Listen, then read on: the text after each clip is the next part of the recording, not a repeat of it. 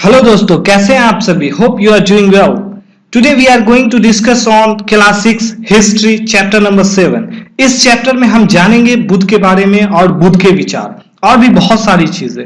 Discussion से पहले बता दूं कि अभी तक आपने हमारा चैनल सब्सक्राइब नहीं किया है तो कर लें और बेल आइकन दबाना ना भूलें ताकि हमारा अगला वीडियो आए तो आपको नोटिफिकेशन मिल जाए। तो चलिए शुरू करते हैं। नए प्रश्न नए विचार। सबसे पहले बुद्ध की कहानी को समझते हैं। बुद्ध की कहानी को समझते हैं। बौद्ध धर्म के संस्थापक सिद्धार्थ थे, जिन्हें गौतम नाम से भी जाना जाता है। गौतम बुद्ध का जन्म लगभग 2500 वर्ष पूर्व हुआ था। यह वही समय था जब नगर फिर से उभर रहे थे। महाजनपदों के राजा काफी शक्तिशाली हो गए थे। इसी समय बहुत सारे विचारक इस परिवर्तन को समझने का प्रयास कर रहे थे कि वे जीवन के सच्चे अर्थ भी जानना चाहते थे। तो चलिए बुद्ध के बारे में और जानते हैं। बुद्ध क्षत्रिय थे और शाक्य नामक छोटे से गण से संबंधित थे। युवावस्था में ही बुद्ध ने घर का त्याग कर दिया था। अनेक वर्षों तक भ्रमण करते रहे।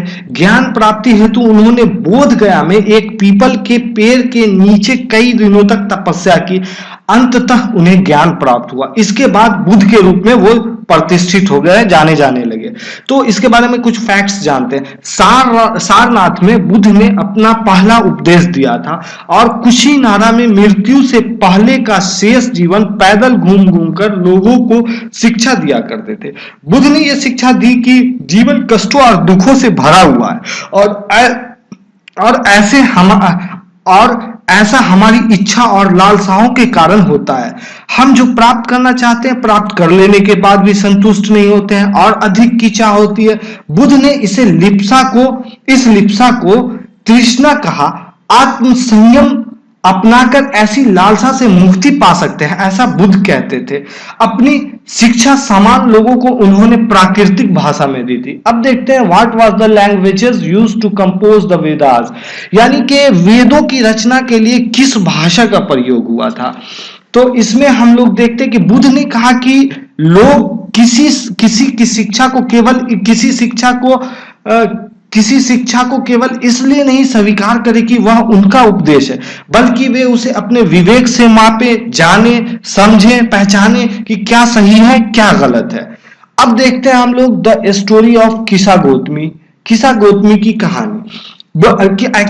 किसा गौतमी एक माँ है, उसका पुत्र मर गया था और बुद्ध के पास गई तो बुद्ध को बोली कि मेरा बेटा मुझे वापस ला दो, वो मर गया है।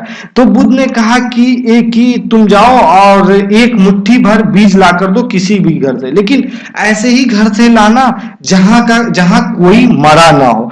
तो वो किसा गौतमी जो है मतलब गई सभी घर पे, लेकिन जहां भी गई वहां किसी का चाचा किसी का नाना कोई ना कोई तो मरा ही होगा। तो इस कहानी से बुद्ध किसा गौतमी को क्या शिक्षा दे रहे थे, इससे हम लोग क्या समझते हैं? इससे हम लोग यही समझते हैं कि मृत्यु वो निश्चित है, वो आनी है। तो अब आगे देखते हैं हम लोग उपनिषद के बारे में समझते हैं। उपनिषद तो जिस समय बुद्ध उपदेश दे रहे थे उसी समय या उससे थोड़ा पहले दूसरे अन्य चिंतक भी कठिन प्रश्नों का उत्तर ढूंढने में लगे थे। मृत्यु के बाद का जीवन, उन्होंने इसका वर्णन आत्मा या ब्रह्मा अथवा सार्वभौम आत्मा के रूप में किया। वे मानते थे कि अंतः आत्मा तथा ब्रह्मा एक ही है। ठीक, तो ऐसे कई विचारों का संकलन उपनिषदों में हुआ है। उपनिषद उत्तर वैदिक ग्रंथों का एक हिस्सा है। उपनिषद का शाब्दिक अर्थ जो होता है वो होता है गुरु के समीप बैठना, यानी गुरु के नजदीक बैठना। प्राय विचार समान वार्तालाप में प्रस्तुत थे, जैसे बुद्धिमान भिखारी, इसकी कहानी। यह वार्तालाप जो है छांदोग्य उपनिषद नामक एक प्रसिद्ध उपनिषद की कहानी पर आधारित है। अब देखते हैं कि इन उपनिषदों में जो चर्चाएं होती थी उसमें भाग लेने वाले अधिकांशतः पुरुष ब्राह्मण तथा राजा होते थे। कभी कभी गार्गी जैसी स्त्री विचारकों का भी उल्लेख मिलता है। विद्वता के लिए प्रसिद्ध गार्गी राज दरबारों में बोले जाने वाले वाद विवाद में भाग लिया करती थी। निर्धन व्यक्ति कम ही हिस्सा लेते थे इसमें। इस तरह का प्रसिद्ध एक अपवाद है सत्यकाम जाबाल का है, जिसमें सत्यकाम जाबाल का नाम उसकी दासी मां के नाम पर पड़ा था। सत्यकाम के मन में सत्य जानने की तीव्र जिज्ञासा उत्पन्न हुई थी। तो गौतम नामक एक ब्राह्मण ने उन्हें अपने विद्यार्थी के रूप में स्वीकार किया था तथा वह अपने समय के सर्वाधिक प्रसिद्ध विचारकों में से एक हुए थे उस समय में, उस पीरियड में।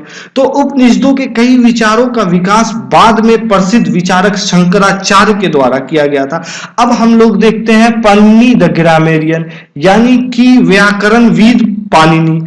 तो पाणिनि ने संस्कृत भाषा के व्याकरण की रचना की थी। इन्होंने स्वरों तथा व्यंजनों को एक विशेष क्रम में रखकर उनके आधार पर सूत्रों की रचना की थी। ये सूत्र बीजगणित के सूत्रों से काफी मिलते जुलते हैं। इसका प्रयोग कर उन्होंने संस्कृत भाषा के प्रयोगों के नियम लघु सूत्र जो थे लगभग 2000 उसके रूप में लिखे, लगभग 2000 रूप में लिखे इन्होंने लघु। तो अब चलिए अब समझते हैं जैनिज्म को। जैनिज्म क्या है? तो जैन धर्म एक्चुअली जैन धर्म जो है ना, वो जिस शब्द से निकला है उसका अर्थ है विजेता।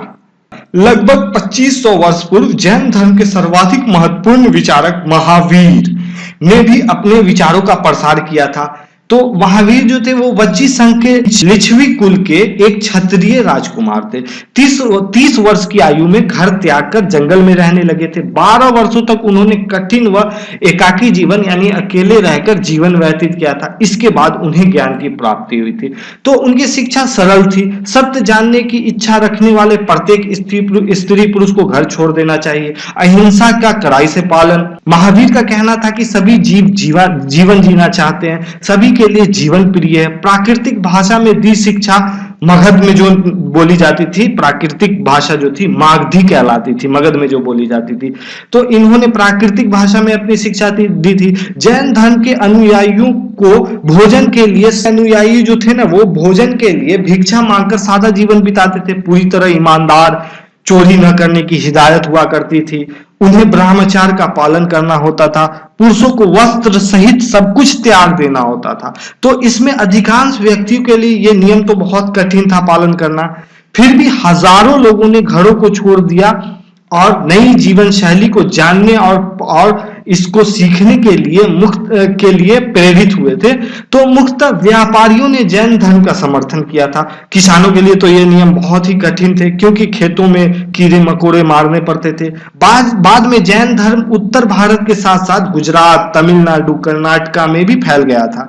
वर्तमान रूप में उपलब्ध जैन धर्म की शिक्षाएं लगभग 1500 वर्ष पूर्व गुजरात में वल्मी नामक स्थान पर लिखी गई। तो अब हम लोग समझते हैं संघ। महावीर तथा बुद्ध दोनों का ही मानना था कि घर का त्याग करने पर ही सच्चे ज्ञान की प्राप्ति हो सकती है। ऐसे लोगों के लिए उन्होंने संघ नामक संगठन बनाया था जहां घर का त्याग करने वाले लोग एक साथ रह सकते थे।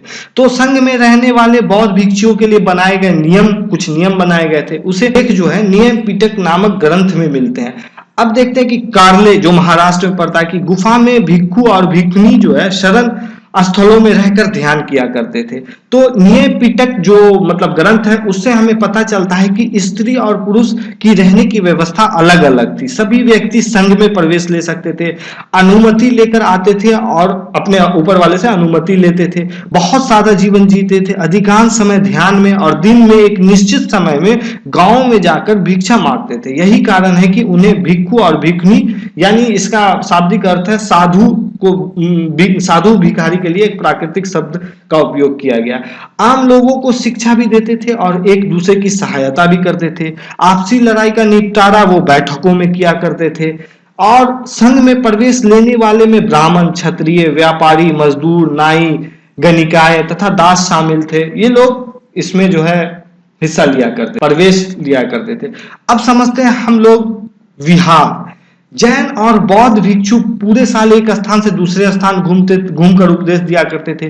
केवल वर्षा ऋतु में यात्रा करना कठिन हो जाता था तो वो एक स्थान पर निवास करते थे। ऐसे समय में वो अपने अनुयायियों द्वारा उद्यानों में बनाए गए अस्थायी निवासों में अथवा पहाड़ी क्षेत्रों में प्राकृतिक गुफाओं में रहते थे। जैसे जैसे समय बीता इन्होंने और इनके समर्थकों ने एक अस्थायी निवास का अनुभव किया तो बहुत सारे शरण स्थल बनाए गए जिन्हें हम लोग विहार कहते हैं। आरंभिक विहार लकड़ी के बनते थे और बाद में ईंट का प्रयोग होने लगा।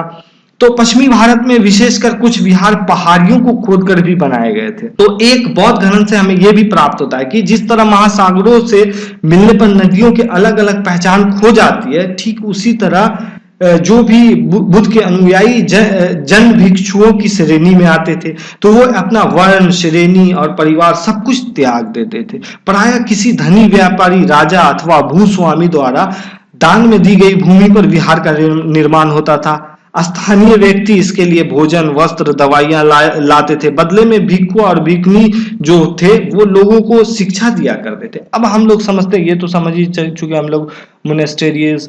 अब समझते हैं, ये भी the Buddhas tell us too, ये भी समझ, द सिस्टम ऑफ आश्रम्स, आश्रम की व्यवस्था समझते हैं। ये जैन और बौद्ध धर्म के लोकप्रियता के समय से ही ब्राह्मणों ने आश्रम व्यवस्था का विकास किया था।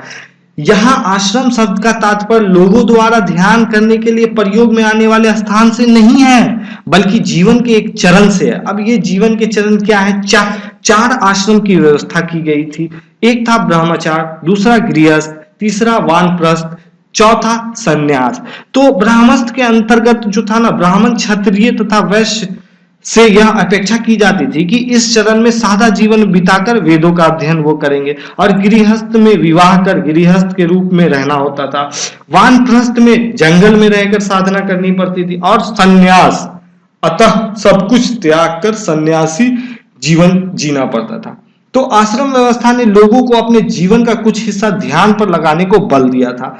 प्रायः स्त्रियां को वेद पढ़ने की अनुमति नहीं थी। उन्हें अपने पतियों द्वारा पालन किए जाने वाले आश्रमों का ही अनुसरण करना होता था। अब कुछ एडिशनल चीज को समझते हैं। जैसे जरथुस्त्र एक ईरानी पैगंबर थे।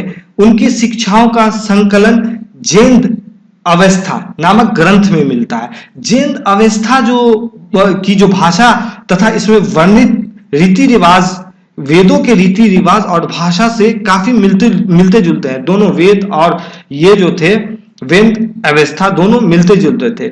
और इसमें जरथुस्त्र का जो मूल शिक्षा का जो सूत्र था वो 3 था: सद्विचार, सद्वचन तथा सद्कार्य।